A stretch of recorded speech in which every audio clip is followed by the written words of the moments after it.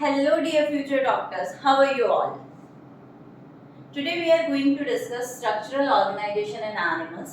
NCERT का ये जो चैप्टर है, पहले इस चैप्टर के दो पार्ट हुआ करते थे। एक तो आपका होता था एनिमल टिश्यू, दूसरा आपका टाइप स्टडी ऑफ एनिमल्स, जिसमें आपका कॉकरोच था, आपका अर्थवर्म था, आपका फ्रॉग था। बट रिसेंटली एनसीईआरटी में सिर्फ फ्रॉग दिया हुआ है, तो because of that today we are going to discuss frog. Because हम लास्ट ईयर का अगर पेपर देखें, 2024 का अगर पेपर देखें, तो 2024 के पेपर में कॉकरोच से दो क्वेश्चन आए थे। एक तो उसका एनालिसिस से क्वेश्चन आया था, दूसरा उसका एक कोई मैच द कॉलम था। तो I think type study of animal में इस बार फ्रॉग दे रखा है, तो मे बी कि फ्रॉग से 1 और 2 क्वेश्चंस आ जाएं। So today we are going to this, so let's start. देखो बच्चों, जब आप फ्रॉग की बात करते हो तो फ्रॉग जो है वो आपका किंगडम एनिमेलिया में आ गया। हम क्लासिफिकेशन देख रहे हैं, पहले किंगडम एनिमेलिया में आया। फाइलम आपका कॉर्डेटा है, फिर सब फाइलम वर्टिब्रेटा है। सब फाइलम क्या है? वर्टिब्रेटा।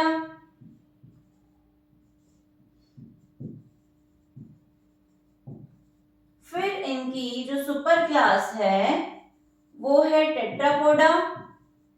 इट मींस ऐसे ऑर्गेनिज्म जिनके 4 अपेंडेजेस हैं, पाइसेस को छोड़ के सब। मींस आपका एम्फीबियंस, रेप्टाइल्स, एप्स और मैमल्स किस में आते हैं? सुपर क्लास टेट्रापोडा में। देन क्लास कौन सी है? Amphibia.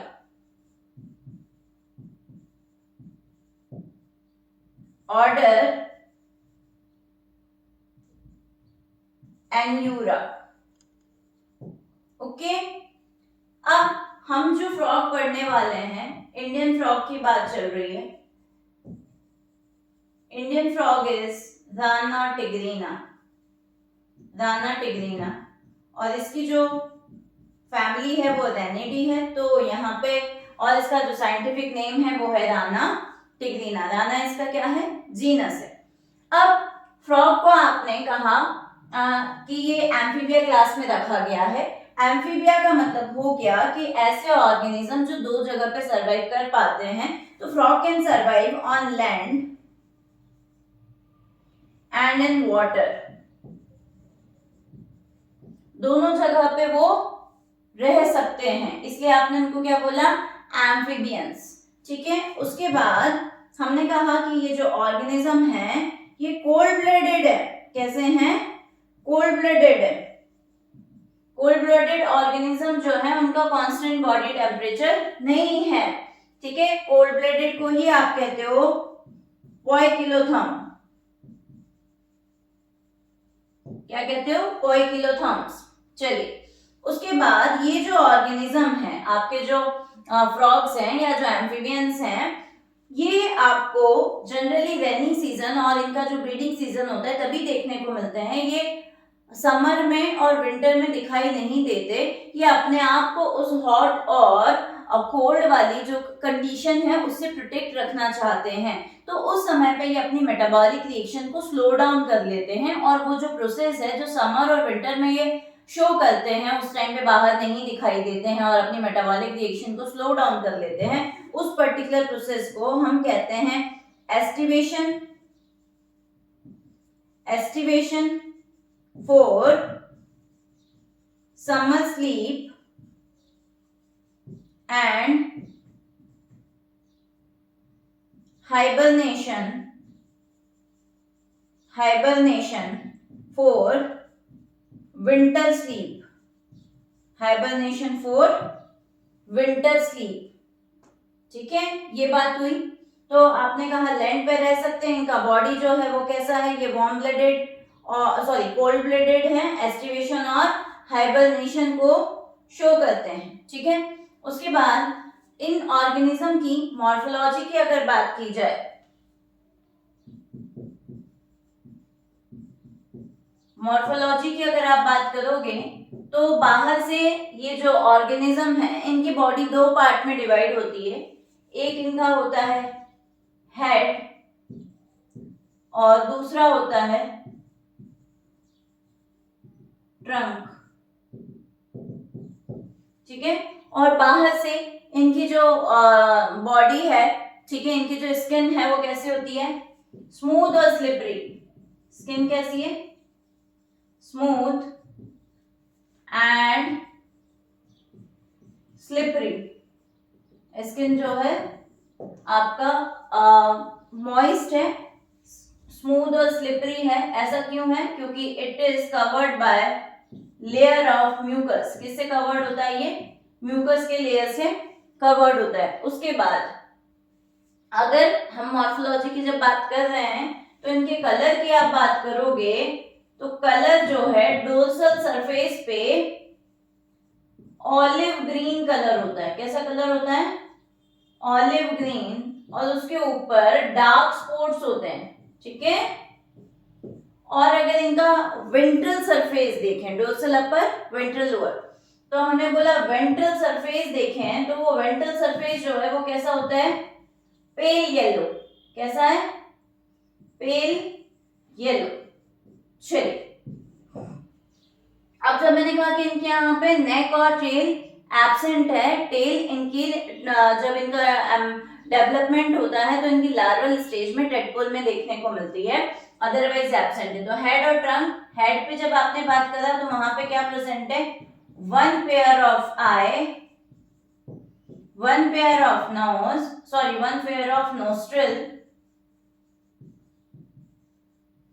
One pair of tympanic membrane,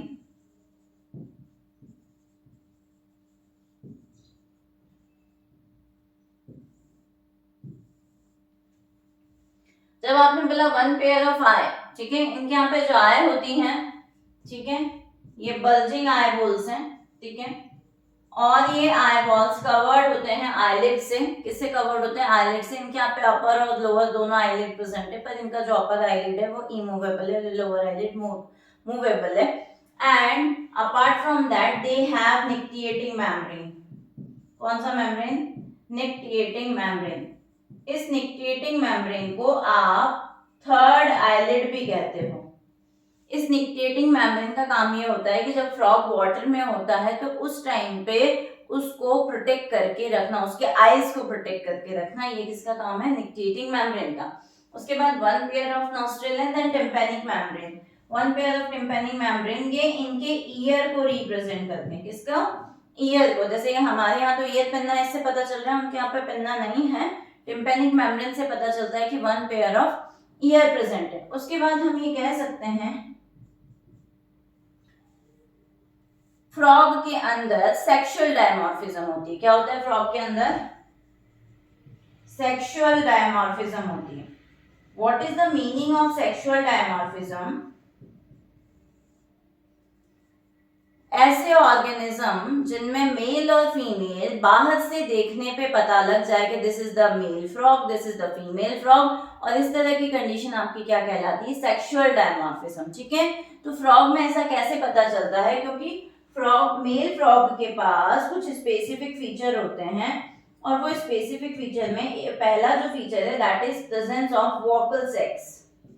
इनके यहाँ क्या मिलते हैं, वोकल सेक। इनके जो थ्रॉट वाला रीजन है, जो वहां पे आपको क्या देखने को मिलेगा, वन पेयर वोकल सेक प्रेजेंट होते हैं। ये इस ऐसा सेक मतलब ऐसा चैम्बर जैसा बड़ा स्ट्रक्चर होता है, ठीक है। इन वोकल सेक का काम क्या होता है, to attract the female during the population time और ड्यूरिंग द ब्रीडिंग सीजन के टाइम पे ये क्या करते हैं, फीमेल को अट्रैक्ट करने का काम करते हैं बाय प्रोड्यूसिंग साउंड, प्रोड्यूस करते हैं। ये क्या करते हैं, साउंड प्रोड्यूस करते हैं। उसके बाद ये एक फीचर हो गया वोकल सेक का मेल के पास। दूसरा फीचर ये है, दे हैव कॉपुलेटरी पैड्स। क्या है, इनके पास कॉपुलेटरी पैड्स होते हैं, और ये कॉपुलेटरी पैड्स कहाँ प्रेजेंट होते हैं, ये कॉपुलेटरी पैड्स जो हैं, एक्चुअली अभी जब मैंने कहा कि ये टेट्रापोडा होते हैं, तो फ्रॉग के पास ये ट्रंक वाले रीजन में 4 लिम्स प्रेजेंट है। क्या प्रेजेंट है, 4 लिम्स। 2 तो आपकी 4 लिम्ब,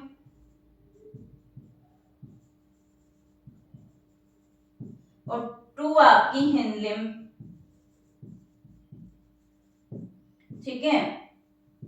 4 लिम्ब के अंदर 5 डिजिट्स होती हैं और सॉरी हिंड लिम्ब के अंदर 5 डिजिट्स होती हैं और 4 लिम्ब के अंदर 4 डिजिट्स होती हैं, ठीक है। तो अगर मैं इसकी 4 लिम्ब देखूं कि ये फ्रॉग का 4 लिम्ब है और ऐसे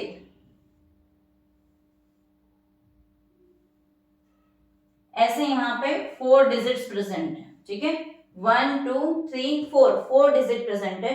तो फ्रॉग के 4 लिम्ब के में जो फर्स्ट डिजिट होती है, इस डिजिट पे आपको क्या देखने को मिलेंगे, यहाँ पे आपको कॉपुलेटरी पैड्स देखने को मिलेंगे और कॉपुलेटरी पैड्स का मिलना किसका फीचर है, मेल फ्रॉग का। तो ये आपके फ्रॉग की क्या हो गई, एक्सटर्नल स्ट्रक्चर हो गई और मॉर्फोलॉजी हो गई।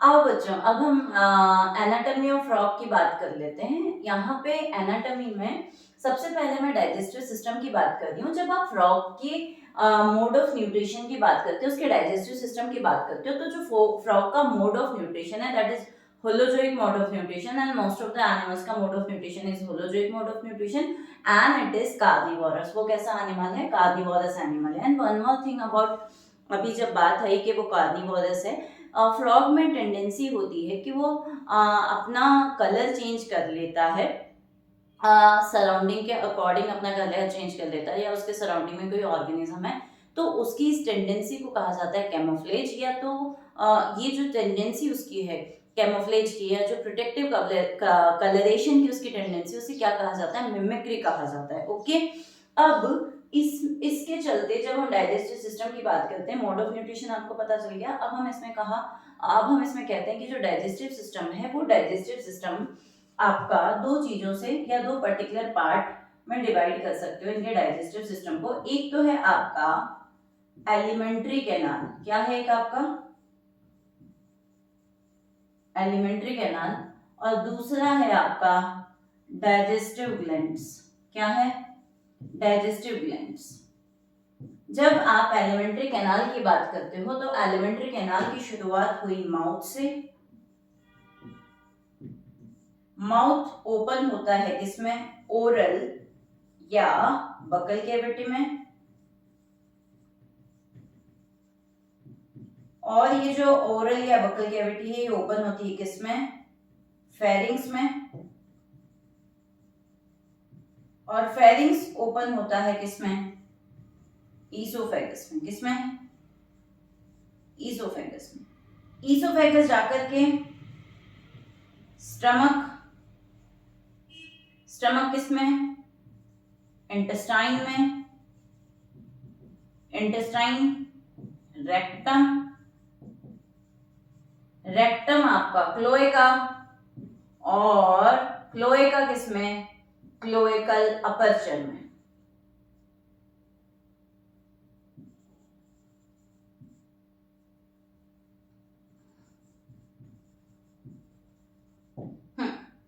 अब यहाँ पे जो सीक्वेंस दिखा है, माउथ से oral cavity, pharynx, oesophagus, stomach, intestine, rectum, cloaca, cloacal aperture. इसे डायग्राम में देखिए, ये जो ईसोफेगस है ये किससे रिलेटेड है, आगे की तरफ फेरिंग्स से। फेरिंग्स का कनेक्शन किसके साथ, ओरल या बकल कैविटी के साथ, और वो बाहर की तरफ किसमें ओपन हो रही है, माउथ में ओपन हो रही है। ठीक है, तो माउथ एक ओपनिंग है, और यहाँ पे बकल कैविटी के अंदर फ्रॉग के यहाँ पे क्या प्रेजेंट है, बाइलोब्ड टंग प्रेजेंट है, and that bilobed tongue helps in the, ये जो बाइलोब्ड टंग है किसमें हेल्प करती है, फूड को कैप्चर करने में हेल्प करती है। किसमें हेल्प करती है, फूड को कैप्चर करने में हेल्प करती है। जब ये फूड को कैप्चर कर लेती है उसके बाद फूड का वहां पे क्या होता है, मेस्टिकेशन होता है। देन हमने कहा फूड फेरिंग्स और ईसोफेगस के थ्रू कहाँ जाता है, स्टमक में जाता है।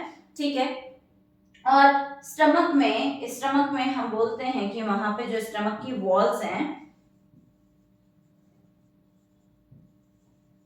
वो क्या रिलीज कर रही हैं, गैस्ट्रिक जूस रिलीज कर रही हैं, प्लस स्टमक में आपका HCl प्रेजेंट है।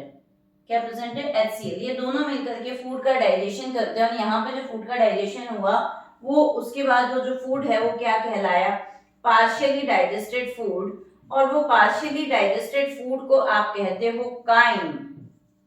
क्या कहते हैं? काइम। ठीक है। नाउ दैट काइम किसमें एंटर करता है? इंटेस्टाइन में एंटर करता है। वो काइम कहाँ जाता है? इंटेस्टाइन में जाता है। और ये इंटेस्टाइन दो स्पेसिफिक लिक्विड और डाइजेस्टिव जूस रिसीव करता है। एक तो आपका बाइल जूस और दूसरा ये रिसीव करता है किसको? पैंक्रिएटिक जूस को। किसको रिसीव करता है? पैंक्रिएटिक जूस को। Bile juice alkaline in nature, pancreatic juice also alkaline in nature. अब बाइल जूस और पैंक्रिएटिक जूस रिलीज होंगे कहाँ पे? इंटेस्टाइन में। और इंटेस्टाइन का जो फर्स्ट पार्ट है उसी में रिसीव होंगे। और इंटेस्टाइन का जो फर्स्ट पार्ट है उसे कह दिया है ड्यूडीनम। क्या कह दिया है? ड्यूडीनम। ड्यूडीनम के अंदर बाइल जूस और इंटेस्टाइन जूस पैंक्रिएटिक जूस जाएंगे। बाइल जूस क्या करेगा? फैट को इमल्सिफाई करेगा। ठीक है। Plus pancreatic juice carbohydrate plus protein पे काम करेगा। किस पे काम करेगा बच्चा? कार्बोहाइड्रेट प्लस प्रोटीन पे। तो इस तरीके से इंटेस्टाइन में इन सबसे डाइजेशन होगा। और इंटेस्टाइन वो पर्टिकुलर प्लेस है जहां पे कि डाइजेशन क्या हो चुका होगा? कंप्लीट हो चुका होगा। उसके बाद आपका जो इंटेस्टाइन वाला रीजन है वहां पे उसकी वॉल में क्या प्रेजेंट है? विलाई एंड माइक्रोविलाई प्रेजेंट है। वो आपका फूड के एब्जॉर्प्शन में हेल्प करता है। आफ्टर दैट जो वेस्ट सब्सटेंस है, ठीक है, वो वेस्ट सब्सटेंस कहाँ पे पहुंच जाता है? इंटेस्टाइन से रेक्टम में, और रेक्टम के बाद क्लोएका में, और क्लोएका के बाद फिर क्लोएकल अपर्चर से बॉडी से बाहर रिलीज कर दिया जाता है। अब यहाँ पे ये क्लोएका क्या है?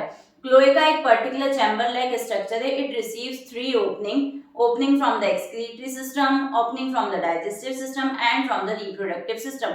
या हम ये कह सकते हैं यूरिनोजेनिटल डक्ट भी यहाँ पे ओपन होती है और आपका डाइजेस्टिव सिस्टम की ओपनिंग भी यहाँ पे ओपन होती है। उसे कहा जाता है क्लोएका। और क्लोएका जिसकी मदद से बाहर ओपन होता है उसे क्या कहा जाता है? Cloacal aperture.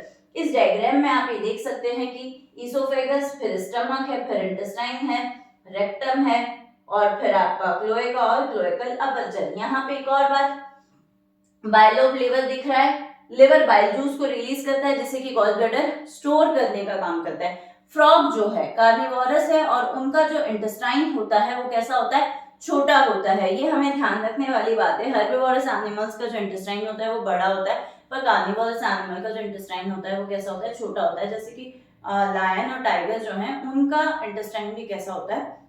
छोटा होता है या रिड्यूस्ड होता है। तो इस तरीके से एनाटॉमी का जो पहला सिस्टम है हमने यहाँ पे फ्रॉग का डाइजेस्टिव सिस्टम देखा। अब हम बात कर लेते हैं किसकी? रेस्पिरेटरी की, या फिर हम ये कह सकते हैं फ्रॉग के रेस्पिरेशन की बात कर लेते हैं। बच्चों डाइजेशन के बाद एनाटॉमी का दूसरा पार्ट जो है वो रेस्पिरेशन देख लेते हैं।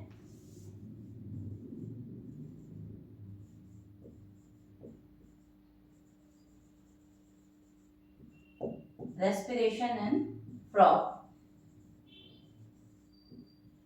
Frog respire on land and in water. जब फ्रॉग के लिए रेस्पिरेटरी स्ट्रक्चर की बात करते हो तो हमने कहा रेस्पायर बाय, एक बात तो हम कह सकते हैं कि वो स्किन के थ्रू रेस्पिरेशन कर रहे हैं। फटाफट से क्लिक कर दें स्किन। देन आपने कहा लंग्स। अब अगर स्किन के थ्रू रेस्पिरेशन कर रहा है तो उसे आप कहते हो क्यूटेनियस रेस्पिरेशन। कौन सा रेस्पिरेशन? Cutaneous respiration. और लंग्स के थ्रू करता है तो आप उसे क्या कहते हैं? Pulmonary respiration. कौन सा respiration? Pulmonary respiration. Okay. Next जो क्यूटेनियस रेस्पिरेशन है, क्यूटेनियस रेस्पिरेशन में रेस्पिरेशन स्किन से हो रहा है और स्किन कैसी है? मॉइस्ट स्किन है। और स्किन के अंदर क्या प्रेजेंट है? म्यूकस ग्लैंड्स प्रेजेंट है। म्यूकस ग्लैंड म्यूकस रिलीज कर रही है। स्किन जो है एक एक्वेटिक रेस्पिरेटरी ऑर्गन की तरह एक्ट करती है। एक्वेटिक रेस्पिरेटरी ऑर्गन की तरह एक्ट करती है। तो जो एक्वेटिक एनवायरनमेंट में डिसॉल्व्ड ऑक्सीजन प्रेजेंट है, वो डिसॉल्व ऑक्सीजन उस मॉइस्ट स्किन के थ्रू डिफ्यूज होकर के बॉडी में ट्रांसफर हो जाती है। तो आपका जो फ्रॉग है स्किन से रेस्पिरेशन करेगा तो उसे क्यूटेनियस रेस्पिरेशन कहेंगे। स्किन कैसी होगी? मॉइस्ट होगी। क्यों होगी? वहां पे म्यूकस ग्लैंड म्यूकस को रिलीज कर रही है। ओके, उसके बाद जब आपने कहा लंग्स, तो हम लंग्स की बात करेंगे। फ्रॉग के अंदर 1 पेयर ऑफ लंग्स प्रेजेंट होते हैं। 1 पेयर ऑफ लंग्स प्रेजेंट है। कहाँ प्रेजेंट है? थोरैक्स में प्रेजेंट है। पिंक कलर की स्ट्रक्चर है। कैसे है? पिंक कलर की स्ट्रक्चर है। लंग्स में एयर कहां से आती है? सबसे पहले हमने बोला नॉस्ट्रिल, नॉस्ट्रिल से आ गई बक्कल कैविटी में, बक्कल कैविटी से कहां आ गई? फेरिंग्स वाले रीजन से होते हुए लंग्स को पहुंच गई और लंग्स से फिर बॉडी में ट्रांसफर कर दी गई। अब जब भी आप बात कर रहे हैं कि ये जो स्किन है या लंग्स है, इसमें से कौन कब कर रहा है, तो लैंड पे जब फ्रॉग प्रेजेंट होता है तो इस लंग्स के थ्रू रेस्पिरेशन कर रहा है। बाकी लैंड पे जब प्रेजेंट है तो वो इन सब से कर सकता है। स्किन के थ्रू भी रेस्पिरेशन कर सकता है, लंग्स के थ्रू भी कर सकता है और बकोफेरेंजियल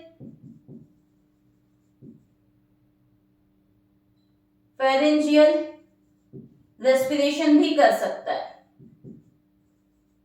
यहाँ पे एनसीईआरटी ने लिखा respiration through buccal cavity. Actually buccal cavity वाले रीजन में large network of capillaries present होता है, तो वहां से जो एनवायरमेंट की गैसेस हैं उनके थ्रू डिफ्यूज हो जाती हैं। तो इन तीनों से लैंड पे स्किन, लंग्स और बकोफेरेंजियल रेस्पिरेशन के थ्रू रेस्पिरेशन हो सकता है या बक्कल कैविटी के थ्रू रेस्पिरेशन हो सकता है। उसके अलावा आप ये कहेंगे कि फ्रॉग जो है हाइबरनेशन, जब हाइबरनेशन और एस्टिवेशन करता है तो उस समय पे भी फ्रॉग जब हाइबरनेशन और एस्टिवेशन करता है तो उस समय पे किसके थ्रू रेस्पिरेशन करता है? तो हमारा आंसर होना चाहिए उस समय वो स्किन के थ्रू रेस्पिरेशन करता है। किसके थ्रू? स्किन के थ्रू रेस्पिरेशन करता है। तो स्किन बहुत इंपॉर्टेंट ऑर्गन है फ्रॉग के लिए एज अ रेस्पिरेटरी स्ट्रक्चर। अब इनमें हम कहें तो सबसे ज्यादा रेस्पिरेशन जो है वो किसके थ्रू होता है? आपका लंग्स के थ्रू होता है। स्किन के थ्रू 35% होता है और बकोफेरेंजियल या बक्कल कैविटी के थ्रू रेस्पिरेशन जो है वो 9% रेस्पिरेशन होता है। तो इस तरीके से आपको फटाफट से ब्रीफ हो गया फ्रॉग का रेस्पिरेशन। अब हम बात करते हैं फ्रॉग के सर्कुलेशन की। जब आप फ्रॉग के सर्कुलेशन की बात करते हैं या किसी भी तरह में सर्कुलेशन की जब आप बात करेंगे तो आप ये कहेंगे कि सर्कुलेशन के 3 इंपॉर्टेंट पार्ट होते हैं। एक तो आपका हो गया हार्ट, देन ब्लड और then blood vessels. Heart, blood और ब्लड वेसल्स। उसके बाद जब आपने कहा फ्रॉग में सर्कुलेशन, तो फ्रॉग के अंदर क्लोज्ड सर्कुलेशन मिलता है। कैसा? क्लोज्ड सर्कुलेशन मिल रहा है। उसके बाद फ्रॉग का जो सर्कुलेशन है वो इनकम्प्लीट डबल सर्कुलेशन है। कैसा? Incomplete double circulation. Incomplete double circulation होगा फ्रॉग के यहाँ पे। अब heart as a pumping organ act कर रहा है। हार्ट क्या है? पंपिंग ऑर्गन है और इस हार्ट के अंदर 2 एट्रियम और 1 वेंट्रिकल प्रेजेंट है। ये जो दोनों एट्रियम है इसकी वजह से हमने कहा डबल सर्कुलेशन की शुरुआत हुई, बस बाद में एक ही वेंट्रिकल प्रेजेंट है, इसीलिए कहा इनकम्प्लीट डबल सर्कुलेशन। अब हार्ट मस्क्यूलर है। हार्ट कैसा है? मस्क्यूलर है। अब जब आपने कहा आपके पास हार्ट में 2 एट्रिया है, राइट एट्रियम और लेफ्ट एट्रियम। राइट एट्रियम जो है उससे एक ट्रायंगुलर स्ट्रक्चर जुड़ी रहती है। इसके साथ क्या होता है? एक ट्रायंगुलर स्ट्रक्चर जुड़ी रहती है। That triangular structure is known as sinus venosus. वो ट्रायंगुलर स्ट्रक्चर क्या कहलाती है? Sinus venosus. आपका जो राइट एट्रियम है वो मेजर वेन्स से मेजर वेन से ब्लड को रिसीव करता है और फिर बाद में ब्लड किसको भेज देता है, वेंट्रिकल को भेज देता है।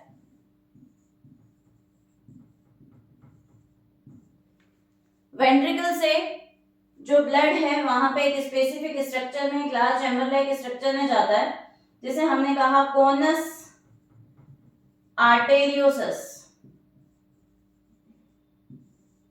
ठीक है। और वेंट्रिकल इस तरीके से पूरी बॉडी में transfer blood to whole body. अब हार्ट की बात हो गई। ब्लड अगर आप कहते हो तो फ्रॉग के लिए अंदर जो ब्लड है उसमें वही प्लाज्मा होगा और ब्लड कॉर्पसेल्स होंगी, उसमें आपकी आरबीसीज आएंगी, डब्ल्यूबीसीज आएंगी और प्लेटलेट्स आएंगी। क्या आएगा, प्लेटलेट्स। जब आपने कहा आरबीसीज, तो आरबीसीज कैसी हैं, न्यूक्लिएटेड है। जब मैं ये बात कह रही हूँ न्यूक्लिएटेड, तो यहाँ एक कनेक्शन सेट करना चाहते हैं हम। हमारे यहाँ पे मींस मैमल्स के अंदर मैच्योर मैमेलियन आरबीसीज में न्यूक्लियस नहीं होता, बिकॉज न्यूक्लियस एब्सेंट होता है, तो आरबीसी बीच में से कैसे हो जाती है, पिचक जाती है। तो आप कहते हो बायकॉन्केव। इनके यहाँ पे क्या प्रेजेंट है, न्यूक्लियस प्रेजेंट है, तो आरबीसी कैसी है, बायकॉन्वेक्स। तो आपकी फ्रॉग की जो आरबीसी है दैट इज बायकॉन्वेक्स एंड न्यूक्लिएटेड। उसके बाद डब्ल्यूबीसीज और उसके बाद प्लेटलेट्स। अब आपके फ्रॉग के अंदर क्या भी प्रेजेंट है, फ्रॉग के अंदर लिम्फेटिक सिस्टम भी देखने को मिलता है, और वो लिम्फेटिक सिस्टम के बारे में अभी देख लेते हैं। जिस तरह से अभी सर्कुलेशन देखा उसी तरह से फ्रॉग के अंदर लिम्फेटिक सिस्टम भी है। ये जो लिम्फेटिक सिस्टम है, ये lymphatic system lymph node plus lymph vessels और चैनल्स से मिलके बना होता है।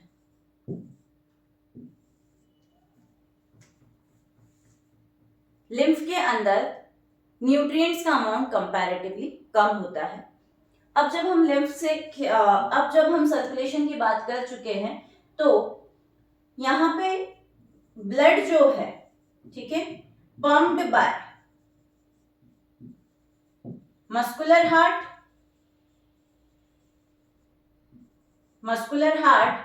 और वो किस को ट्रांसपोर्ट करने में मदद करता है, तो हमारा आंसर होना चाहिए nutrients, cases, hormones.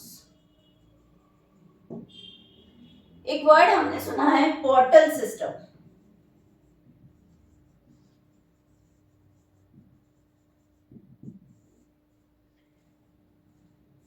Portal system के अंदर हम किसी स्पेसिफिक रीजन के ब्लड को कलेक्ट करके वेसल्स की मदद से, ब्लड वेसल्स की मदद से कलेक्ट करके किसी दूसरे बड़े लार्ज वेसल में ट्रांसफर करते हैं, और इस तरीके से स्पेशल आपका सर्कुलेशन सिस्टम बनता है या स्पेसिफिक एक ट्रांसपोर्टेशन सिस्टम बनता है, उसे कहा जाता है पोर्टल सिस्टम। फ्रॉग के अंदर दो पोर्टल सिस्टम देखने को मिलते हैं। एक आपका है रीनल पोर्टल सिस्टम और दूसरा आपका है हेपेटिक पोर्टल सिस्टम।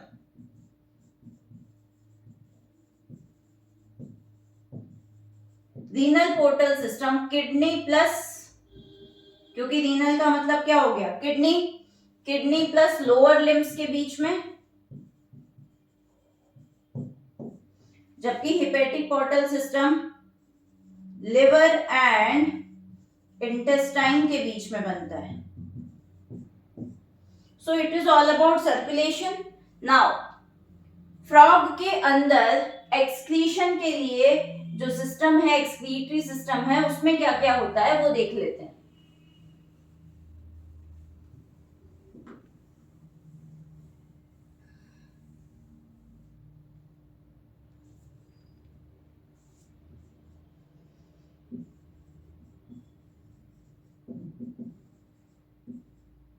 फ्रॉग एक यूरियोटेलिक ऑर्गेनिज्म है। एक्सक्रीशन के लिए जो सिस्टम है वो सिस्टम किससे मिलके बना हुआ है? One pair of kidney,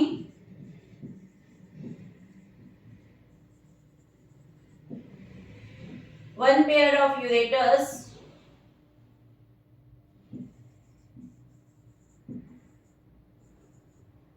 then cloaca and urinary bladder and urinary bladder.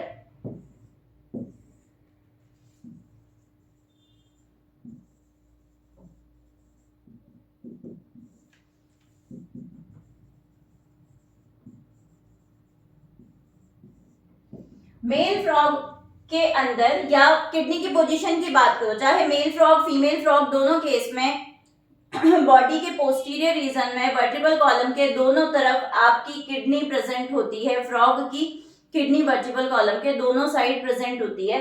फिर उन किडनी से क्या अराइज होता है? यूरेटर अराइज होता है। मेल फ्रॉग के केस में जो यूरेटर है वो आपका यूरिनोजेनाइटल डक्ट के फॉर्म में क्लोएका में ओपन होता है। मेल के केस में क्या होता है? जो यूरेटर है वो यूरिनोजेनाइटल डक्ट के फॉर्म में किसमें ओपन होता है? क्लोएका में ओपन होता है। जबकि फीमेल के केस में यूरेटर और ओविडक्ट से दोनों की जो ओपनिंग है सेपरेट ओपनिंग है। दोनों की जो ओपनिंग है वो कैसी है? सेपरेट ओपनिंग है। दोनों ओपन क्लोएका में होंगे, ठीक है, पर they are not forming urinogenital duct. तो यूरेटर अलग और ओविडक्ट अलग। तो आपका फ्रॉग का जो एक्सक्रीटरी सिस्टम है वो one pair of kidney, ureter, cloaca, urinary bladder से प्रेजेंट होता है। यूरिनरी ब्लैडर की जो पोजीशन है वो रेक्टम से कैसी होती है? वेंट्रल। सपोज दैट ये रेक्टम है और तो इससे वेंट्रल पोजीशन पे आपका क्या प्रेजेंट होगा? यूरिनरी ब्लैडर प्रेजेंट होगा, ठीक है। तो यूरिनरी ब्लैडर, ये चारों चीजें वहां पे होती है। मेल फ्रॉग के अंदर किडनी से निकलने वाले जो किडनी से निकलने वाले जो यूरेटर हैं वो यूरेटर आपका यूरिनोजेनाइटल डक्ट के फॉर्म में, यूरिनो मतलब यूरिन और excretory system, genital related to reproduction, मिलकर के कहाँ ओपन होते हैं? क्लोएका में। जबकि फीमेल फ्रॉग के अंदर यूरेटर और ओविडक्ट जो है अलग अलग होते हैं। तो इस तरीके से फ्रॉग में क्या होता है? आपका एक्सक्रीशन होता है। आपका जो भी ब्लड में यूरिया होता है, ठीक है, वो कहाँ पहुंचा दिया जाता है? किडनी में पहुंचा दिया जाता है। और जब किडनी में वो यूरिया पहुंच जाता है ब्लड के थ्रू, फिर किडनी उसे फिल्टर कर लेती है और फिर उसे एक्सक्रीट आउट कर देती है। तो यहाँ पे आपको फ्रॉग का एक्सक्रीशन भी समझ में आया होगा। अब हम फ्रॉग के नर्वस सिस्टम की बात कर लेते हैं। अभी फ्रॉग के एनाटॉमी में हमने जस्ट क्या फिनिश किया था? आपका एक्सक्रीटरी सिस्टम फिनिश किया था। नाउ अभी हम देख लेते हैं control and coordination in frog.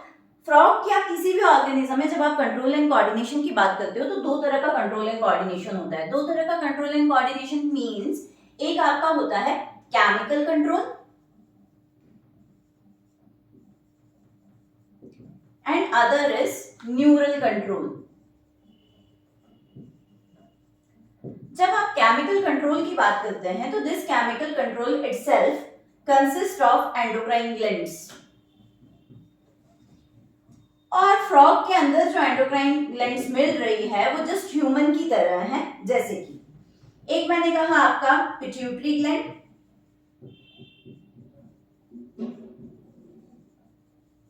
Then thyroid gland,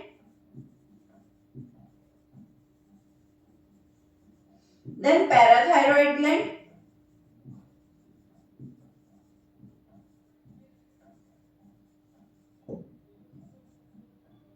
then thymus,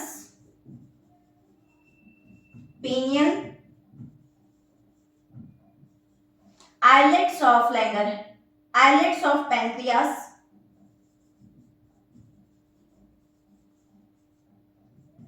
adrenal gland,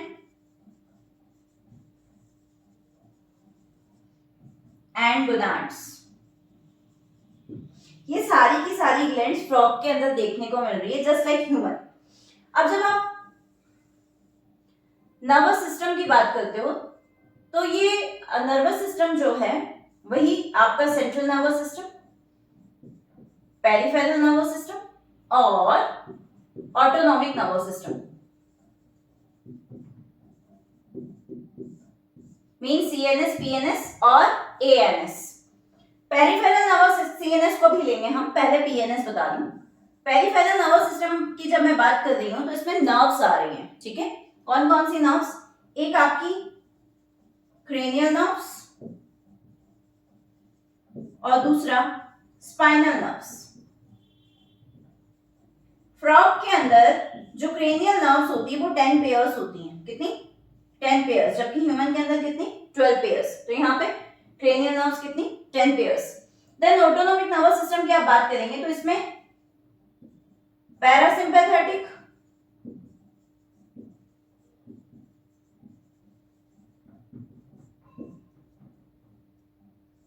sympathetic,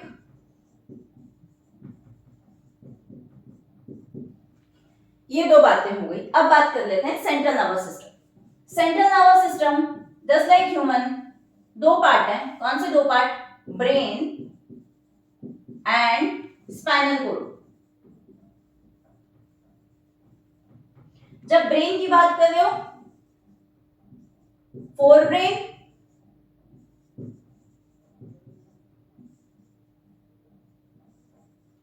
mid brain, hind brain. Fore brain के 3 पार्ट्स, ऑल्फैक्टरी लोब्स, देन आपका cerebral hemisphere, cerebral hemisphere right और लेफ्ट, तो ये पेयर्ड है, ऑल्फैक्टरी लोब्स पेयर्ड है। ये दोनों चीजें कैसी हो गई? पेयर्ड हो गई। Then diencephalon.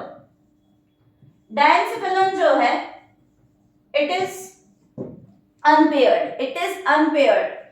Mid brain optic lobe, mid brain में क्या आ गया? Optic lobe. देन आया आपका हिंड ब्रेन। हिंड ब्रेन के 2 पार्ट्स, एक आपका हो गया सेरेबेलम और दूसरा आपका medulla oblongata, medulla oblongata. Medulla oblongata extend होता है और फोरामन मैग्नम के थ्रू आगे की तरफ रन करता है।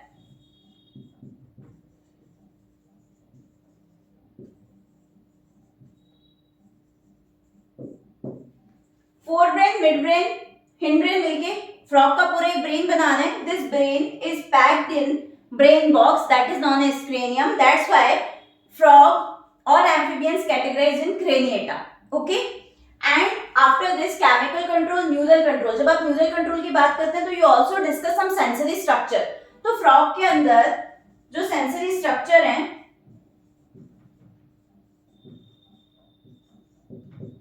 वो सेंसरी स्ट्रक्चर क्या क्या? चलिए पहले अगर टच की बात करते हैं तो टच के लिए वहां पे है सेंसरी पैपिला,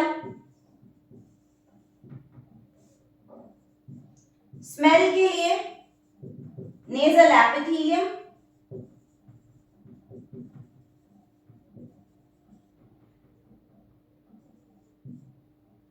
विजन के लिए eyes,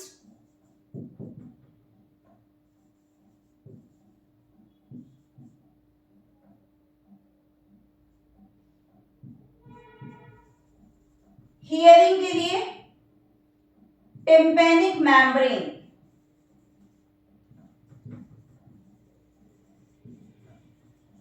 it is important point. जैसे हमारा external ear is characterised by the presence of ear pinna, but in case of frog ear pinna नहीं है, they don't have external ear, they have only tympanic membrane. तो 1 pair, eyes भी 1 pair.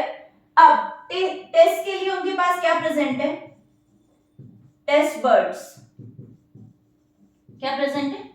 test buds present. Okay. Apart from these, they have some extra cellular aggregation, some sensory cells nerve endings के surrounding में. और ये तीनों जो structures हैं, ये चारों पांचों जो भी मैंने सेंसरी स्ट्रक्चर लिखी है, इसमें आईज और टिम्पेनिक मेम्ब्रेन मींस जो ईयर वाला पार्ट है, एक्सटर्नल ईयर नहीं है, मिडिल और इंटरनल ईयर है, वो वेल डेवलप है, ठीक है.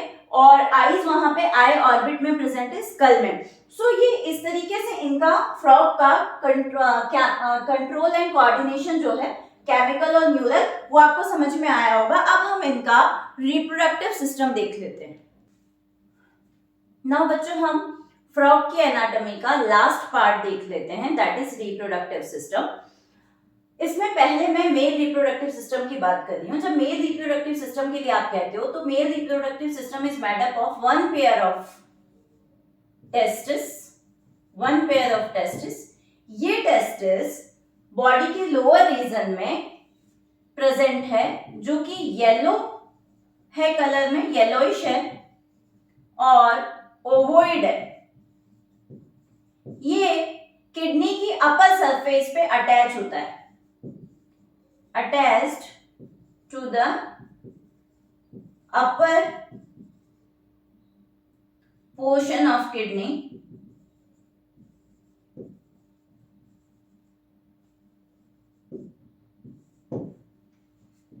टेस्टिस से, एक टेस्टिस से लगभग 10 to 12 वास एफरेंशिया अराइज होते हैं. और ये वास एफरेंशिया जब किडनी में एंटर करते हैं, किडनी में जब एंटर करते हैं, तो वहां पे बीडल्स कैनाल में ओपन होते हैं. किसमें? बीडल्स कैनाल में ओपन होते हैं. और फिर वहां पे ओपन होने के बाद फाइनली ये बीडल्स कैनाल के थ्रू इसके साथ कम्युनिकेट करते हैं, या किस फॉर्म में बाहर निकलते हैं? ये यूरिनोजेनाइटल डक्ट के फॉर्म में बाहर निकलते हैं. यूरिनोजेनाइटल डक्ट के फॉर्म में बाहर निकलते हैं. यूरिनोजेनाइटल डक्ट किसमें ओपन होता है? क्लोएका में. क्लोएका एक चैम्बर लाइक स्ट्रक्चर, ये chamber like structure 3 specific things को रिलीज करने में काम आता है. क्लोएका बाहर की तरफ ओपन होगा क्लोएकल अपर्चर के फॉर्म में, और इससे क्या क्या रिलीज होगा? इससे आपका फीसेस रिलीज होगा, यूरिन रिलीज होगा, स्पर्म रिलीज होगा. ये तीनों चीजें वहां से रिलीज हो सकती हैं. तो व्हाट इज क्लोएका? तो क्लोएका एक कॉमन चैम्बर है, ठीक है. और इससे क्या क्या रिलीज हो सकता है? Sperm, urine and feces. अब female reproductive system, one pair of ovary, one pair of ovary से one pair of oviduct arise होते हैं. क्या अराइज होते हैं? One pair of oviduct. ये ओविडक्ट किस में ओपन होते हैं? क्लोएका में ओपन होते हैं. क्लोएका में ओपन होते हैं. ये ओविडक्ट का या ओवरी का फंक्शनल कनेक्शन नहीं है. No connection with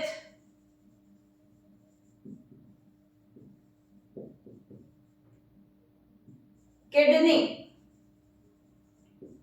okay. अब ये ओवरी से वन टाइम में लगभग 2500 से 3000 ओवर रिलीज हो सकते हैं, ठीक है. इतने ओवर रिलीज होते हैं. और फ्रॉग के अंदर फर्टिलाइजेशन जो है वो कैसा है? एक्सटर्नल. हमने पढ़ा था कि फ्रॉग जो है लैंड और वाटर दोनों में सर्वाइव कर सकता है, फ्रेश वाटर में सर्वाइव करता है. तो फर्टिलाइजेशन एक्सटर्नल है. और एक्सटर्नल फर्टिलाइजेशन जब होगा तो वहीं पे वाटर में ही स्पर्म और ओवम का फ्यूजन होकर के आपका जाइगोट और एम्ब्रियो का फॉर्मेशन होगा. यहाँ पे एक लार्वल स्टेज बनती है. That larval stage is known as tadpole. Tadpole के अंदर टेल होती है. टेडपोल में क्या प्रेजेंट है? टेल प्रेजेंट है. हमने पढ़ा था फ्रॉग की बॉडी के दो पार्ट है, हेड और ट्रंक. नेक और टेल एब्सेंट है, पर इनके यहाँ पे होती है. फर्टिलाइजेशन एक्सटर्नल हो गया, एक्सटर्नल फर्टिलाइजेशन होने के बाद हमने कहा स्पर्म ओवन का फ्यूजन हुआ, जाइगोट और फिर ये टेडपोल स्टेज, और ये टेडपोल स्टेज बाद में एडल्ट में कन्वर्ट हो जाती है। ठीक है, ये जो प्रोसेस है जाइगोट से पूरा एडल्ट बनने का, वो वाली कंडीशन आपने कहा मेटामॉर्फोसिस। क्या? मेटामॉर्फोसिस।